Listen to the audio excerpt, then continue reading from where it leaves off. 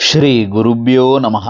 தெய்வத்தின் குரல் மூன்றாம் பகுதி 25வது தலைப்பு. தர்மங்களில் தலையானது தானமே. ரந்திதேவன் கதையிலிருந்தும் உஞ்சவிருத்தி பிராமணன் கதையிலிருந்தும் என்ன தெரிகிறதென்றால், தனக்கென்று ஒன்றுமே வைத்து கொள்ளாமல் தானம் பண்ண வேண்டும். தன் பிராணனே போனாலும் சரி, இன்னொரு ஜீவனை, நம் உயிரை கொடுத்தாவது காப்பாற்ற வேண்டும் என்ற தியாக தத்துவம் தெரிகிறது.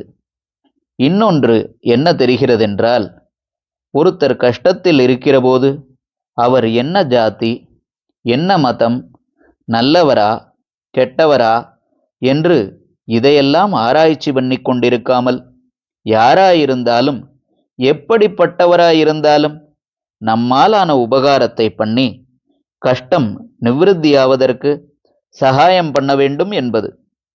வித்தியாசங்கள் பார்க்க வேண்டிய இடத்தில் பார்த்துத்தான் ஆக வேண்டும்.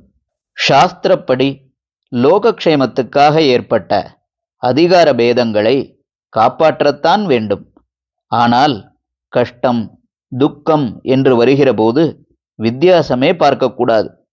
குறிப்பாக அன்னதானத்தை பற்றி சொல்கிற போது, யார்க்கும் எடுமின் அவர் இவர் என்னன்மின் என்றே திருமந்திரத்தில் சொல்லியிருக்கிறது.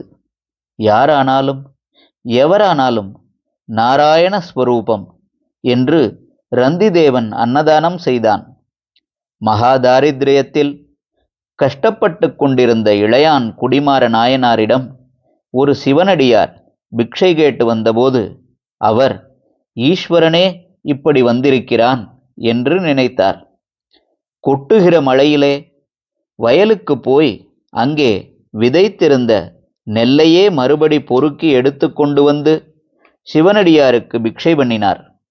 வாஸ்தவத்திலேயே அந்த சிவனடியார் பரமேஸ்வரன்தான். அப்படியே காட்சி கொடுத்தார். இது பெரிய புராண கதை. எல்லா தானங்களிலும் அன்னதானம் விசேஷம். பகவானும் கீதையில், எவன் தனக்காக மட்டும் ஆகாரம் தேடி சாப்பிட்டுக் கொள்கிறானோ அவனுடைய பாபத்தையும் முழுக்க அவனேதான் அனுபவித்தாக வேண்டும், வேறு யாரும் அதில் பங்கு எடுத்துக்கொள்ள மாட்டார்கள் என்கிறார். பிறனுக்கு போடாமல் தான் மட்டுமே தின்கிறவன் சாதம் சாப்பிடவில்லை, பாபத்தையே புஜிக்கிறான் என்கிற மாதிரி சொல்கிறார். அன்னதானத்துக்கு என்ன விசேஷம் என்றால், இதிலேதான் ஒருத்தரை பூர்ணமாக திருப்திப்படுத்த முடியும்.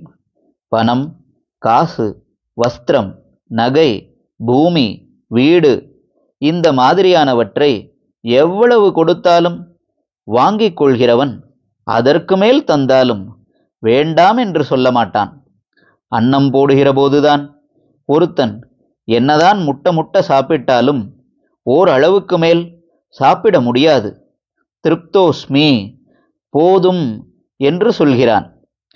அந்த அளவுக்கு மேல் போய்விட்டால், ஐயோ இனிமேல் போடாதீர்கள் என்று மன்றாடவே செய்கிறான். இம்மாதிரி ஒருத்தன் பூர்ண மனசோடு திருப்தி தெரிவிக்கிற போதுதான் தாத்தாவுக்கும் தானத்தின் பலன் பூர்ணமாக கிடைக்கும். நேராக உயிரோடு உடம்பை சேர்த்து வைத்து ரட்சிப்பதும் அன்னம்தான். அதனால்தான் உண்டி கொடுத்தார் உயிர் கொடுத்தாரே என்று சொல்லியிருக்கிறது. மணிமேகலையில் இப்படி அன்னதான விசேஷத்தை சொல்லியிருக்கிறது. அது பௌத்த சம்பந்தமான காப்பியம். பௌத்தம் ஜைனம் எல்லாமே கலந்தாங்கட்டியாக வைதிக சம்பிரதாயங்களோடு சேர்ந்திருப்பதாகவே தமிழில் உள்ள 50 காப்பியங்களிலிருந்து தெரிகிறது. மணிமேகலைக்கு காஞ்சிபுரத்தில் அக்ஷய பாத்திரம் கிடைத்து அதை அவள் வைத்து கொண்டு சகல ஜனங்களின் பசிப்பிணியையும் போக்கினாள்.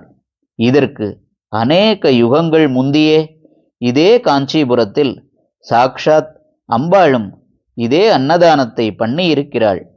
ஜெகன்மாதா இங்கே 2 நாழி நெல் கொண்டு 4 அறம் இயற்றினாள் என்று சொல்லியிருக்கிறது. 4 அறம் என்றால் 32 தர்மங்கள். தர்மம் என்றால் மனுஷ்ய வாழ்க்கை நெறிகள் எல்லாமும் தான் என்றாலும் பொது வழக்கில் தானம் என்ற ஒன்றுக்கு மட்டுமே தர்மம் என்ற பெயரும் வந்துவிட்டது. தர்மங்களில் இது அத்தனை உசத்தியான இடத்தை பெற்றுவிட்டது. தான தர்மம் என்று சேர்த்தே சொல்கிறோம். தர்மம் போடு தாயே என்றுதான் பிச்சைக்காரர்கள் கூட சொல்கிறார்கள். தர்மசாலை என்றாலே அன்னச்சத்திரம்தான். வேத பிரமாணத்துக்கு சமதையான சிறப்பு பெற்ற அவ்வை வசனத்திலும் ஈதல் அறம் என்று தானத்தையே தர்மம் என்று ஈக்குவேட் பண்ணியிருக்கிறது. ஹரஹர சங்கர, ஜெய ஜெய சங்கர. தெய்வத்தின் குரல் மேலும் ஒலிக்கும்.